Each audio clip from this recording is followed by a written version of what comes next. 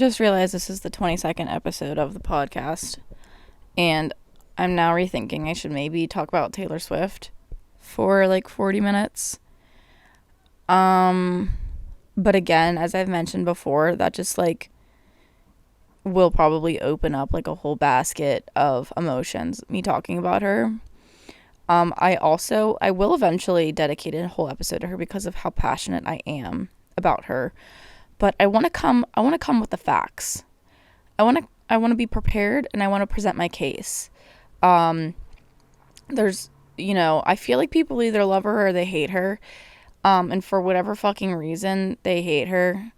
And it really grinds my gears whenever people hate Taylor Swift, because it feels equivalent to someone saying they hate my mom. And that doesn't fly with me. Someone hates my mom, I'm gonna sucker punch him in the face. So yeah, I do get really defensive when people are like, oh, I don't like Taylor Swift. If you don't like Taylor Swift, just don't listen to this podcast. I don't want any Taylor slander. And I don't want any listeners that hate Taylor, because I just don't want to be associated with you. I don't care if that means that I lose every listener. I'd rather have no listeners than 4,000 listeners, but they all hate Taylor Swift. I just don't, that's just not how that's going to fly. That's not going to fly here. So if you hate her, please, for the love of God, never listen to my podcast again. Please. God, if you're watching this, I look questionable. I'm going to tell you about my past couple of nights, guys. Dear God. So, today is Saturday. It's a gloomy goddamn Saturday. And on Thursday, I, had planned a little wine night with my besties, okay? And it was going swell. Things were going good. And all of a sudden, I'm a whole bottle of wine deep. Now, it's not like, it's not like this wine was 13% and whatnot. However, it was still a whole bottle of wine that I was consuming by myself. And I feel like that's necessary to reiterate. Like, I feel like that's necessary that we point that out. And I'm like, I'm feeling good. I'm feeling twirly, swirly. And like, I want to keep going. Okay. Well, mistake number 1 that was just made. So, dear God, just recollecting on this fucking triggers me. I say, hey bestie, I need you to make me a little mixed drink, because that's definitely what I needed, was a mixed drink after drinking a whole bottle of fucking wine. And so, proceed to drink that, guzzle it down. Still not really, taking a step back and being like, hey Lily, you're getting a little drunk. Nope, that didn't cross my mind yet. So, we're playing Pong. I'm fucking dominating it, by the way, which I never do. Some would argue that I didn't dominate, but I think I did. That was probably one of my best games of all time. And it goes down in the books. I think in order for me, and I know it's like, okay, yeah, it's a drinking game. You're supposed to, you either get better or you get worse as the more drunk you get. For me, I have to be borderline blacked out to be good at it, which is not a goal that I should have if I want to be good at Pong. I think I need to learn how to like get good at it, not, belligerently drunk, but that's a thing to work on a different date. So we're playing Pong, and we play it with like, the real way. We don't use water in the cups. We use our like actual drinks. And which, saying that out loud is really gross, because the ball's on the floor, and I mean, we had like a cup of water to like, dip it in, but dear God, like that's just whatever. You got to build up the immune system. So in our cups, we have a mixture of White Claw, beer, and champagne, just whatever we had on tap. Now, this is where things get a little tricky because now I have a couple of things in my stomach. No food, I can assure you that. No food as of recent, at least.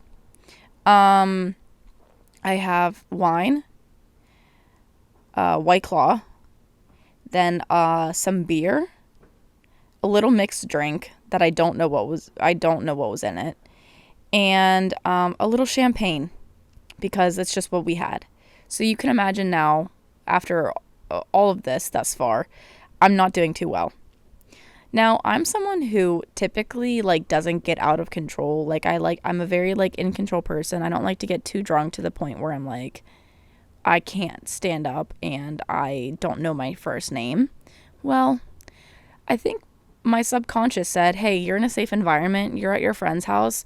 So that doesn't really we're not going to follow that tonight. Because let me tell you, I was not myself. You know how people have like those alter egos whenever they get drunk? It's like they have their like other name. Well, I don't know. I don't have a name, but I'm going to just call her Lindsay because she was out. That name's in the works, but as of right now, that wasn't Lily, that was Lindsay. She was out and I I woke up and I was in like not my clothes and I was like, holy shit, what happened? And my friend was like, oh yeah, you said you were hot, so you took off your clothes. This is because I was in the bathroom having a panic attack and throwing up because I needed to get the demons out of my fucking body. And they were like, oh yeah, you were crying and you were getting hot, so you took it off, but you wanted to have a shirt on because you were just wearing a sports bra. So I put a shirt on you, and then you got cold, so then I put a sweatshirt on you. I was like, okay, yeah, that adds up. That sounds about right. So shout out to my friends for being there. I don't know how it happened. I do know how it happened because I just explicitly explained to all of you how it happened. But what I mean is that I just, somewhere along the lines, it went downhill really quick. And I think it was as soon as the pong table was set up was whenever things really fucking went downhill. Also, what do you bitches know about Celsius? I've heard some controversial things about it, that it's like, causes cancer, but honestly, at this point, what the fuck does it matter?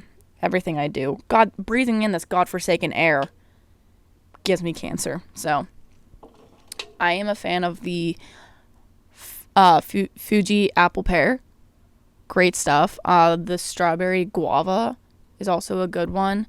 Honestly, the orange, recently discovered that flavor, is a good one. Never drink the grape. Fucking horrible, obviously. I feel like that's just a given. Also the cola, fucking horrible.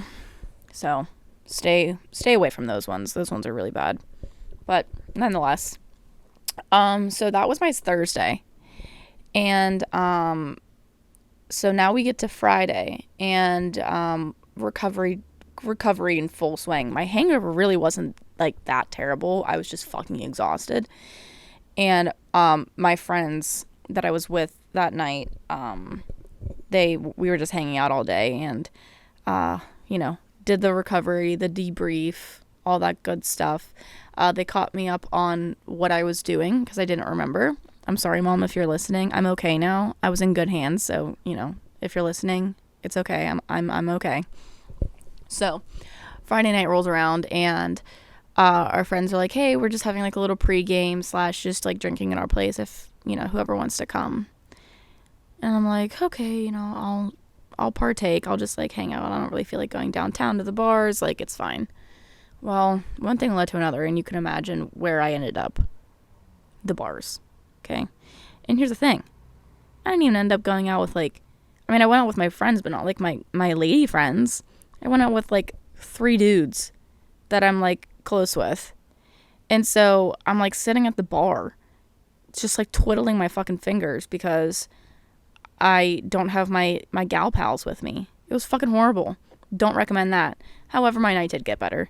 met up with someone. Had a great night. That was fun. Saw his ex. That was weird. Yeah, for sure. But nonetheless, 'twas fun. Didn't get as drunk, which was great. I just kind of was, riding. Oh, cute puppy. I was just kind of, riding out like a good drunk, like a good little buzz. I wasn't like fucking shit faced again. That was bad. That was not my finest moment. I never get like that. I don't know what happened. I mean, I know what happened, but like, that was not my intentions at all. I did not mean to get fucking hammered like that on Thursday. So took it easy last night, and now it is 2:38 in the afternoon on Saturday, and I'm not going out tonight because I already have plans to do a little dinner and a movie date with my two lady friends. So that's the plan. I look dead right now. One, because I don't have any, self tanner on, and two, I think my body genuinely, like, there's something wrong with me. I know there is, for 100%, because I could probably sleep all day and have no problem sleeping all night. So if anyone feels like diagnosing me, that'd be great. This has been going on though for like 2 years, so I don't think mono lasts that long, if that's what mono is. Or no, not pneumonia. It's mono, where you like just sleep all the fucking time. So it probably was that. Honestly, I wouldn't be surprised if someone looked me in the eyes and said, you have chronic mono and you are never going to get rid of it. You're always just going to be tired like this for the rest of your life, which there's a really good chance. Definitely have some kind of vitamins I lack, like iron. I probably have an iron deficiency, definitely. I should probably start taking my B12 vitamins as well, because I don't eat meat. If you guys don't know that, I've mentioned that before, but if you haven't, if I just don't eat meat. I'm a pescatarian, so I still eat fish though. So I definitely, miss out on some of those nutrients, but I didn't think it would make me I'm just always fucking tired. Always. And you could see it. If you can look at me and you can be like, yeah, she's a tired girl. She's sleepy. So, yeah. That is my little update. That's kind of just, the condensed version. Obviously, there are many more details, but I feel like there needs to be some kind of filter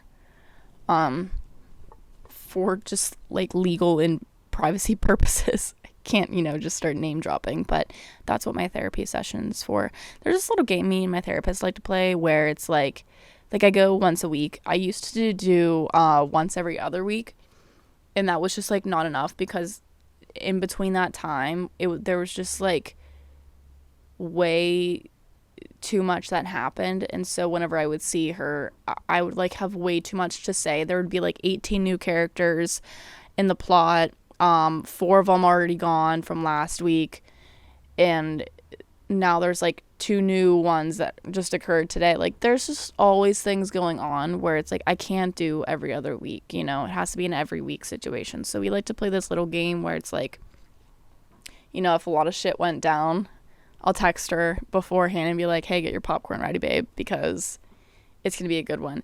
And I'm a teller of stories. I'd like to argue that I at least that's what she tells me. She says that I deliver my stories very well and that they're just very entertaining. So I'm glad I could provide, some entertainment to my therapist, to kind of balance out the depressive thoughts that I will express sometimes. So, yeah, we have a good time. Me and my therapist, we have a good time. Honest to God, she's the best thing that's ever happened to me. I'm so serious. Holy shit. She's fucking awesome. I've had therapists all my life, basically, since I was 7 or 8. And she's just top dog. She's fucking awesome. I love her. She, she actually is a therapist. And what I mean by that is, she actually guides me and gives me like advice. And but in the past, like I've had therapists where they just like listen and like don't really say much. They kind of just like nod their head and but don't like kind of give me guidance, counseling, some might say. But this one, let me tell ya, she knows what the fuck she's doing. So, segue. I, at my school, which when this comes out, I will be graduating in a couple of days. Right now, I graduate in 1 week, which is fucking horrible. At my school, we have like a student like health center, and it's also like a mental health center too. And there are these like pamphlets that they have out. It's like a carousel of a bunch of different pamphlets about a bunch of different topics. And I thought that I would go through them and kind of, you know, give my take on them. For example, these are some of the ones that I picked out because, you know, it's kind of just like very surface level, corny-ish advice. And so and some of them are kind of funny too because I think these were probably made on like Microsoft PowerPoint like 15 years ago. So I thought that it would be fun / cool to go through these. So first we have I don't know if this is the order I'm going to go in, but I picked up dealing with anxiety. I'm very familiar on that one. Respect yourself, protect yourself, how to insist on condoms. That should be a good one. Eating healthy on a budget. I honestly picked this one up just, you know, for me. Scary facts about vaping with monsters on the front of it. 20 ways to respond to sexual pressure. This one's going to be good. 9 signs of a healthy relationship. Okay. And how to quit vaping. The vaping ones do not partake to me because I don't do that because I'm a good little angel. But I feel like some of you bitches need to listen to it. So first up, we're going to do 20 ways to respond to sexual pressure. So, well, it says what to say and how to say it. It's okay to wait. No, it's not. I'm just kidding. Yes, it is. Also, everything I say right now, please just fucking, like, it's not that serious. You know, if you want to fucking wait, like, this is, I mean, at the end of the day, this is important stuff. But, like, I'm just trying to be an ass. Okay? So, saying no to sex can be hard, especially if you feel pressured by someone you really like. Read below for ideas on what you can say when someone you care about is putting on pressure. And this is what the person is saying. Everyone's doing it. Why can't we? And you can say, I'm not everyone, and I know what's right for me. Period. Everyone's fucking and sucking. Why can't we? Because I'm not fucking everyone. I'm not everyone. I'm me, bitch. I guess that's a good one. Next, don't worry, I'll pull out. I've heard that one before. No way. It only takes 1 drop of semen to get pregnant. And I'm definitely not ready to be a parent. Yeah, fuck those kids. Fuck those kids. Don't worry, I'll pull out. Famous last words. Famous last words. Number 3. I heard you did it with Chris. And you believe it? I'm not with Chris anymore because I didn't like getting pressured all the time. Go queen. Or king. I don't know. I'm not with Chris anymore. Okay. Doesn't mean you're not gonna fuck him. BT dubs. So. Can't we just do it this once? Yeah, right. Next time you'll say, we did it before. I don't want sex to change our relationship. Okay. I understand where you're coming from. But what does that mean? I don't want sex to change our relationship. Like, what does that mean? Like, you don't want, I don't know. Like, you don't want it to be, like, the foundation of your relationship. I guess I can see that. But, like, it's also a really big part of a relationship. But, whatever. You're still a virgin? What are you waiting for? You're still a fucking virgin? You fucking loser. You're 32 years old and you're still a virgin? Fucking weirdo. In my next life, you know, when I'm reincarnated, hopefully into a person, if not, maybe like a street cat, But if I'm like, my soul goes to another body, I want to do a science experiment where I just like never, like, I'm just the Virgin Mary my entire life. I just never do anything. You know how much willpower that takes? How the fuck do nuns do it? How do nuns just like, do nuns get horny? That's what I want to know. What do priests do? I know what they do on Fleabag, but I feel like that's not a good representation of actual priests, especially here in America, because I know priests aren't swearing, cussing, and sucking and fucking their friends. They are with little boys. Highly unfortunate. I've thought about this. I'm waiting until I know I can handle sex and whatever comes after. Yeah. I wish I would have had this mindset whenever I was younger. Here's a fun fact. More than half of all high school students have not had sex. They may want to wait till marriage, or may worry about getting pregnant or becoming infected with a sexually transmitted disease or infection. Whatever the reason, they're choosing abstinence. Okay. Here's my hot take. Let's stop teaching abstinence and actually start educating students on, like, proper sex education. Just a thought, I know this isn't teaching abstinence, but, like, I know a lot of schools will be like, oh, just the best way to avoid pregnancy is to just not have sex. Okay, yeah, obviously. But that's fucking horrible advice. Miss Smith. Damn it. Oh my god. The next one. You can't resist me. You know you want it. That's some shit I'd say. I'm sorry. It just is. You can't resist me. You know you want it. Yeah. You're right. You are right, sir. Yeah, I think you're hot. But you gotta take me seriously when I say no. Period. Yeah, I think you're hot. Fuck yeah, I think you're hot. I'm dying here. You got me all excited. You got me bricked up right now, dude. No, I really mean it. Maybe you should go home now. I mean, yeah. Here's the thing. All of these are all very valid, like, no means no. We all fucking know this. It's just, it's funny that these are funny because it's like my, like, not really realistic situations, and my school also provided this. So that's why it's kind of funny to me. You're worried about AIDS? I'm so insulted. Who do you think I am? I think you're a wonderful person who had sex before. Did you know that you could be infected with HIV or other STD and not know it? Yeah. I mean, I'll be honest, guys. It's unfortunate how little I know about STDs and HIV and etc., etc. Hate to admit it, but they didn't have a pamphlet on it, so they're not teaching us about that. They're just teaching us how to refuse sex.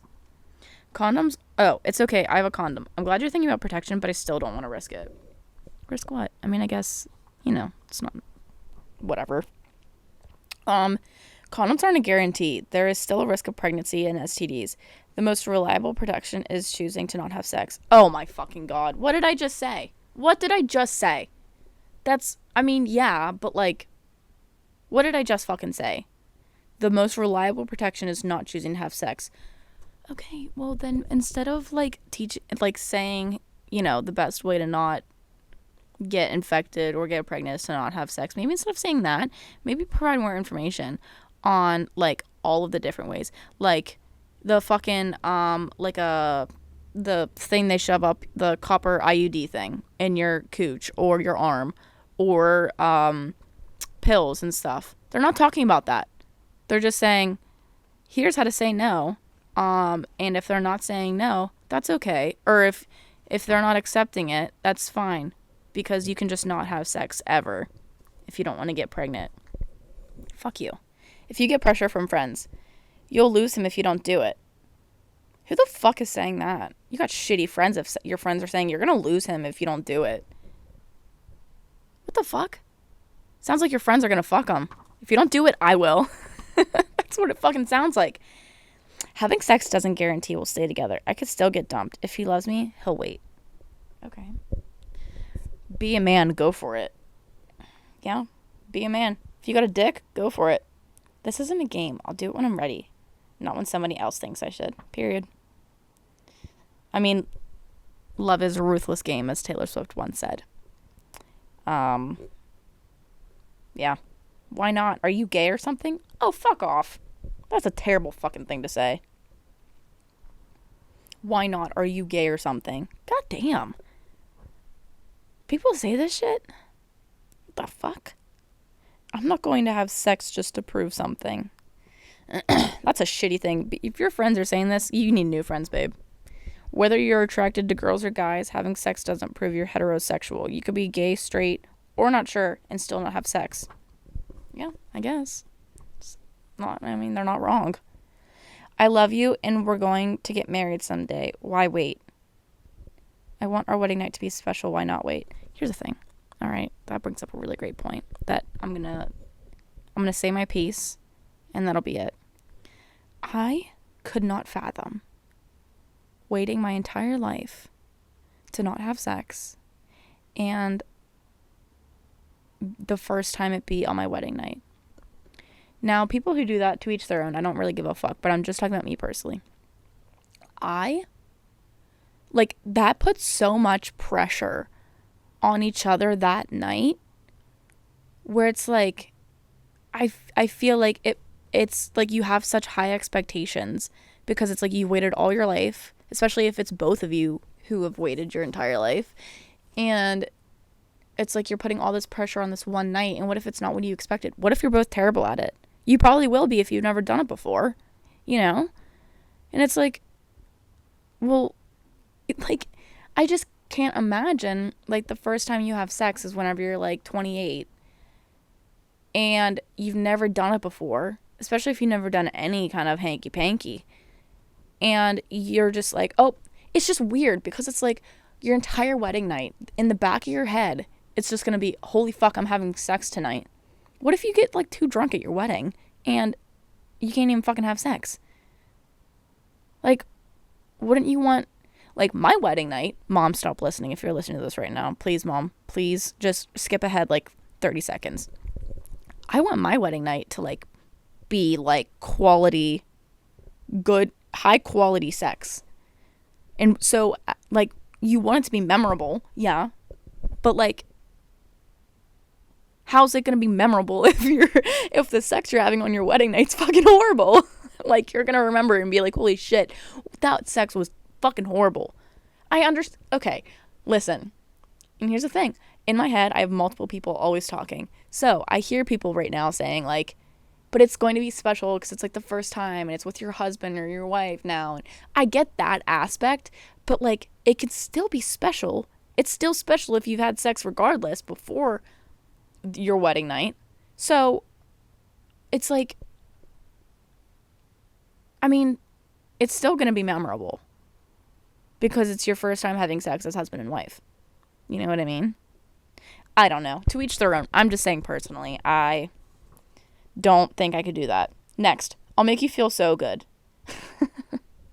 I already feel good and I really don't want to go any further. I mean, period. It's just the things that the people are saying, like, the responses are fine, but it's just funny.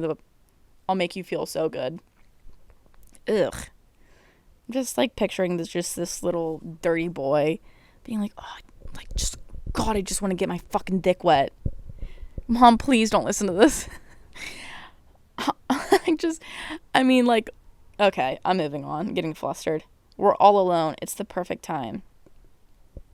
It's not perfect until we're both ready. Okay, we've had sex before. We were lucky we didn't end up dealing with a pregnancy. I don't want to keep taking chances. Okay. Has anyone ever heard of Plan B? Or Planned Parenthood and the abortion clinic? Just saying. I mean, I know if you're not into it, then you're not into it, but I'm just saying, you know. There's other options. Have fun. You only live once, dude. You only live once. Drake said it best. If you won't, someone else will. What does that even mean? Someone's like, if you won't have sex, someone else will. Oh, what? Like, if I don't have sex with you, someone else is going to have sex with you? What does that even fucking mean? I'm moving away tomorrow. It's our last chance. God damn. You want to know what? I just can't. I just, like, if anyone ever said any of this shit to me, my hand slapping across their face. Okay. If you really loved me, you'd want to show me. Fuck you. Fucker. Alright, I'm done with this one. They're getting weird. Fuck. How to insist on, how to insist on anxiety. I just read 2 of them at the same time. Dealing with anxiety. Now, I've kind of talked about, like, I've had my fair share of advice videos and whatnot, and like, talking about change and how to not give a fuck and all those things. So, in those, I kind of talk about, being in control of things and whatnot. So, I'm kind of interested to see what my school is going to tell me is the best way to, like, deal with anxiety. I don't know how good this one's going to be. It might actually be good. First, it's just talking about the symptoms of anxiety, sleep problems, short, shallow breathing, tightness of chest, rapid heartbeat, nausea or dizziness, sweating or trembling, headache. Yeah, mine typically, if I'm having an anxiety attack, you bet your bottom dollar I'm feeling like I'm going to upchuck everywhere. So, sounds about right there. Figuring out what triggers your anxiety. Yeah. I mean, that's, like, the main thing is figuring out, what is making, like, kind of grounding yourself and making yourself feel, like, pointing it out. Like, once you're able to point out what's triggering your anxiety, 1, you can avoid those triggers, and 2, you can point it out and be like, this is just my anxiety, and I'm not actually in danger. Because what anxiety is that it's your brain's response to a situation or a thought, and it's like a fight or flight, basically. So your brain is like, holy shit, we need to get out of here. You're gonna die. Like, whenever I used to have really bad car anxiety, I just constantly, like, needed to flee from the situation. So I, like, being stuck in the car was just, like, horrifying, especially if I wasn't driving, because I wasn't in control either. Excuse me. Oh, that tasted that did not taste good. Focus on things you can control. Exactly. Okay, this pamphlet, honestly, is doing it. Aim for doing your best, not perfection. Work on time management skills. Being prepared can help keep anxiety in check. Exactly. This is giving some good advice right now.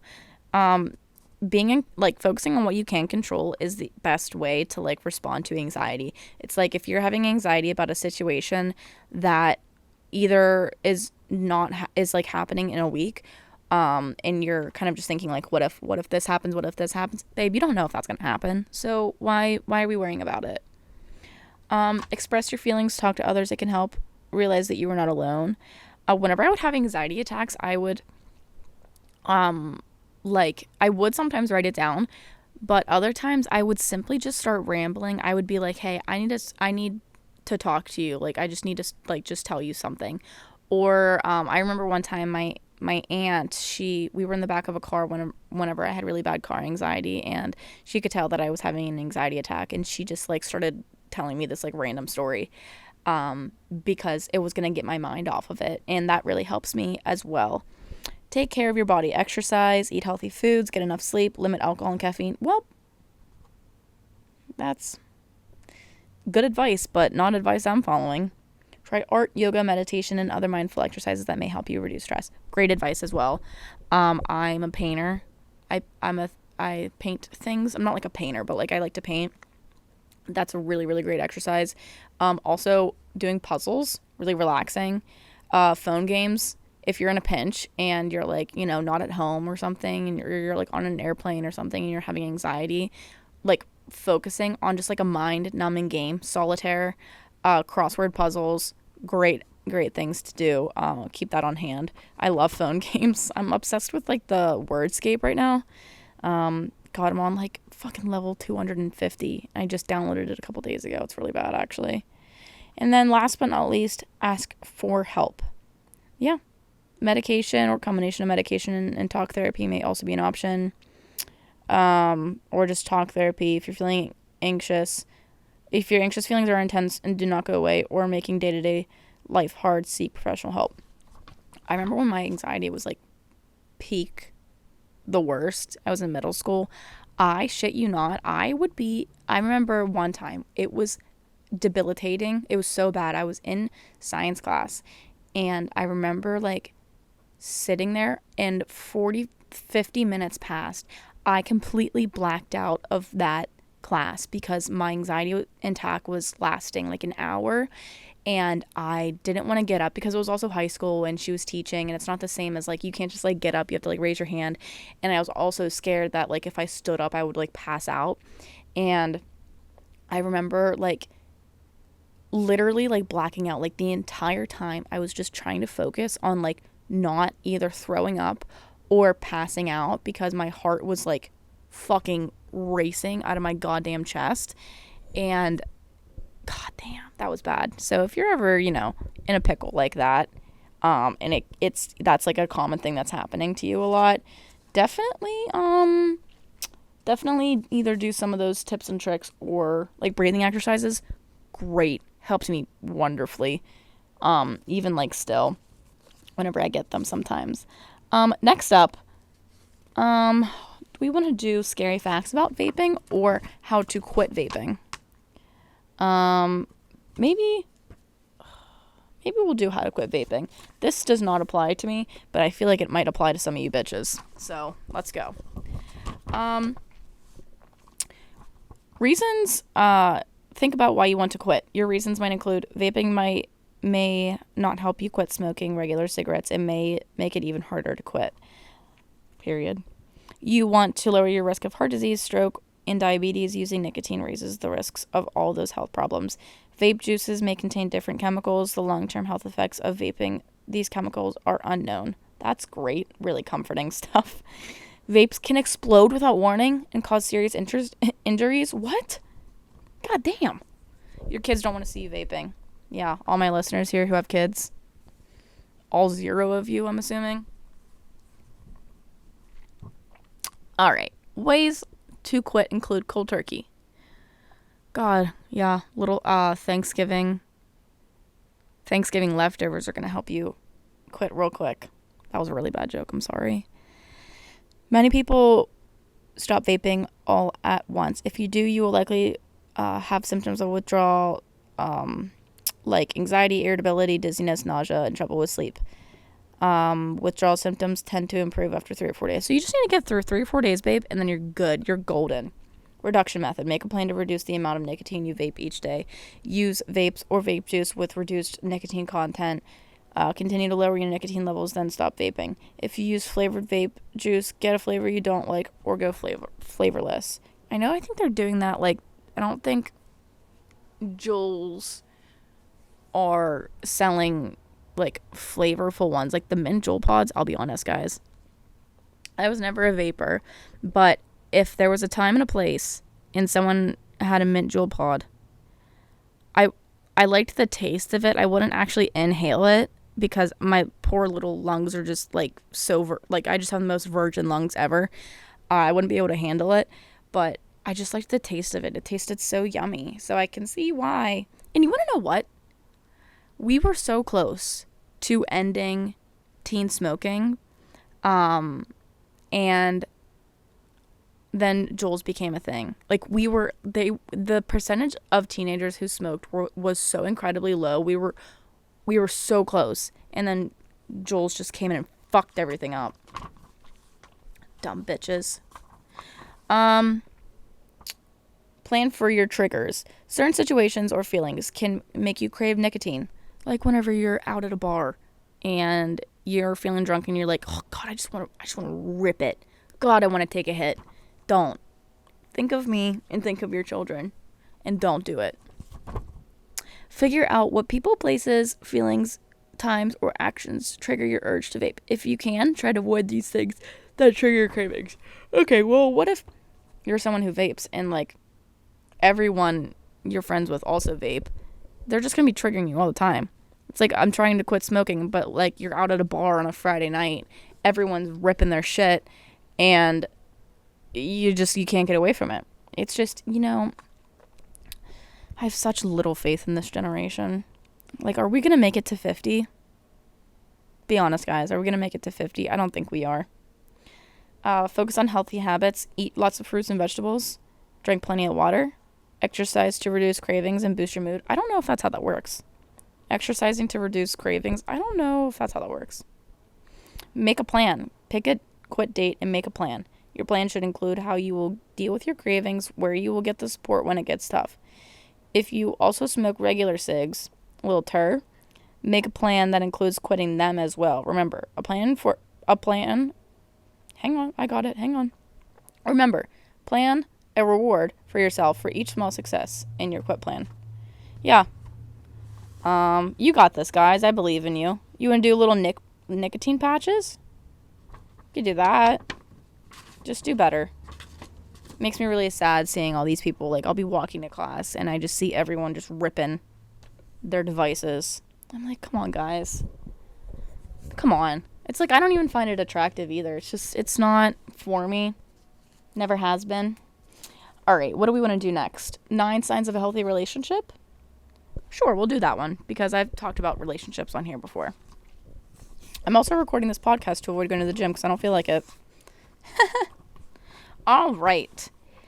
Now, there are, 9 signs? All right. Number 1, you can be yourself. You can express yourself honestly. You can be different from one another and enjoy those differences. Your partner appreciates you for who you are. You are glad to have your partner's support and don't need approval. Yeah. Some people in my life need to really, really read this one. Yeah, like, okay, wait, I'll get to the next one. You feel free to spend time apart, enjoy other friends, be with your family, stay true to your own values, speak your honest opinion, and keep with the activities and interests that are important to you. This is a really big one because I used to not be able to do this. I don't know if it was because the relationship was unhealthy, but I think it was mainly because I just, like, didn't know how to have a healthy relationship and, like, have boundaries and separate lives with my partner. So yeah, some people in my life really need to learn how to do that. Like, you're allowed to spend time apart, and you're also, like, this kind of talks about, like balancing relationships I talked about in a previous episode, where it's like you're allowed to have, different lives. And that's actually a good thing. Like, having your friends and everything and having that life, and then having your own life where you do things by yourself and you do things for yourself by yourself. And then you also have your, like, relationship with your partner. And there comes a time where if you're spending time with your friends and, for example, your boyfriend is, like, getting pissed off that you're hanging out with your friends, really big red flag. That's called manipulation, BT dubs. So if your boyfriend gets mad at you for hanging out with your friends or tries to pin your friends against you because he thinks he is better and he thinks that your friends are shitty, once again, let's reevaluate and recognize that is extremely bad behavior, and he's probably manipulating you, babe.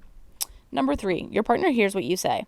Your partner shows interest in you by taking the time to listen. Your partner looks at you when you talk and lets you finish. Your partner accepts your feelings, ideas, and opinions as your own. When one of you feels upset, you feel safe enough to talk things out in a respectful manner.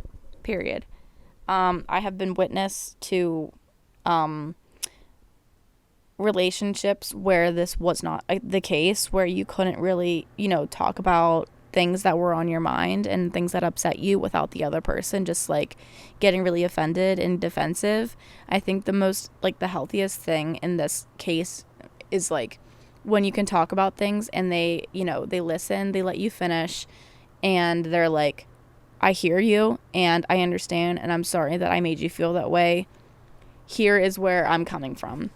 One of the best things I learned in therapy was that whenever you're in a relationship and you're trying to tell your partner how their actions made you feel. You don't say like, you did this, you are this, you blank blank blank. Instead say, I feel that, you know, you made me feel blank blank blank, or I feel like you are not blank blank blank, you know, like saying like I feel as though, instead of pointing the finger, because that immediately is going to trigger like their defense mechanism, because it's like if someone's pointing the finger at you and you don't believe that like that's how you handled the situation, they're gonna get pissed off and they're gonna go in defense mode. Number 4, you can agree to disagree. You can each give a little to come to an agreement and take turns making decisions. If you have a disagreement, you talk it out and don't let anger build up. Yeah, I think this one's really hard for me though, because I mean, I can't agree to disagree, but I'm also just very stubborn. So that's one that it's definitely a sign of a healthy relationship if you can do that. But it's hard. It's easier said than done, all right? Your partner respects your boundaries. You could say, I can't be with you every minute. Don't tease me in that way. I don't want to have sex. I can't make a decision right now. I need time to think. You could say that without like them getting pissed off. With your partner, you feel connected, not controlled. Period. That's a great one. Number 6, you are honest with each other. You can build... I'm sweating my cock off right now because I have the heat blowing on me directly on top of me. I got a heated blanket on right now. Hair's down, sweating balls off right now. Number 6, you're honest with each other. You build trust by being honest and kind, even if the truth is disappointing. For example, I forgot you are right to be upset. I'm sorry. Exactly. That's all it takes. That's all it fucking takes. I see where you're coming from. I'm sorry. I understand why you're upset. And I think one of the biggest things that is like a factor into a healthy relationship is whenever you're upset about something and you can admit and be like, I'm upset right now and I don't want to talk about this right now. I want to think about it. I just need some time and space.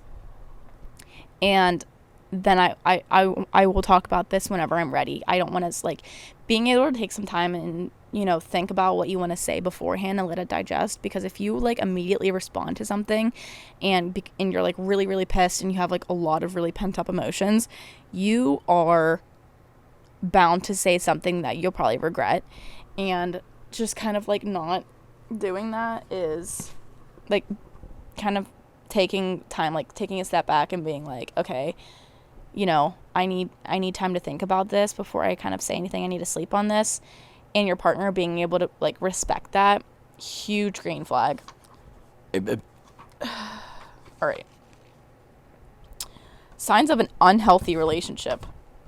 Listen up, ladies and gentlemen. A relationship is unhealthy if your partner, here's a little bullet list, makes fun of or insults your thoughts, ideas, or beliefs, criticize you or calls you names, tries to keep you from your friends or activities you like. Tries to keep you from your friends or activities you like. Listen up, fuckers. That's a big one that I see a lot.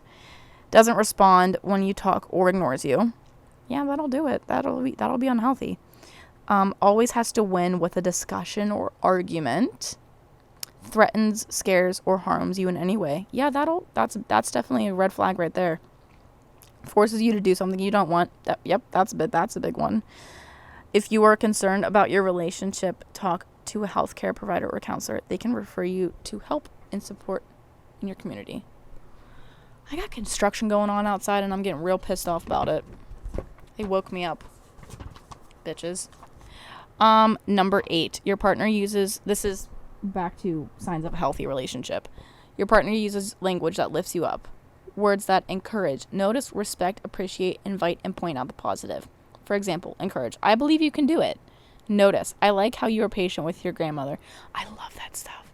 I love the very, small specific details where it's like, I like the way you do this very, very small thing. It's like when people point out the details of like something I do, and they're like, and they compliment, and something I don't even notice, like something, so mundane, but it's so specific and special. God, that'll do it for me. Respect. I'll put on these earphones so that you can read. Like, it's such small things like that are so considerate, where I'm like, that's just like an immediate green flag. Appreciate. Thank you for helping out. Invite. Would you like to go to the festival tomorrow? I would. Point out the positive. You have a great smile. That's like one of my favorite compliments, to be honest. When people tell me I have a great smile, it doesn't happen often, but when it does, I'll probably fall in love with you. And lastly, you take your time to get to know each other. You spend time together talking about what each of you values and cares about.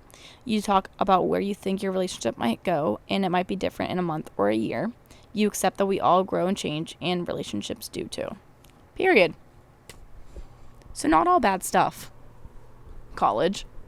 I was expecting it to be like very cheesy and like not great advice. Honestly, I applaud you, mental health facility. I know you're not the greatest when it comes to actually helping out students, but your pamphlets are nice. That's it for today, guys. Thank you for listening again. I hope you enjoyed it, even if, it's just like your background noise, so you don't feel like lonely. I know I listen to podcasts a lot where it's kind of just like I have it in the background, and it kind of just, especially since I live alone, I have, constantly either TV, music, podcasts playing, and it kind of just makes me feel like someone else is with me. So I appreciate you guys listening, and you can follow the pod on Instagram at Argue with the Wall, but the with is a W.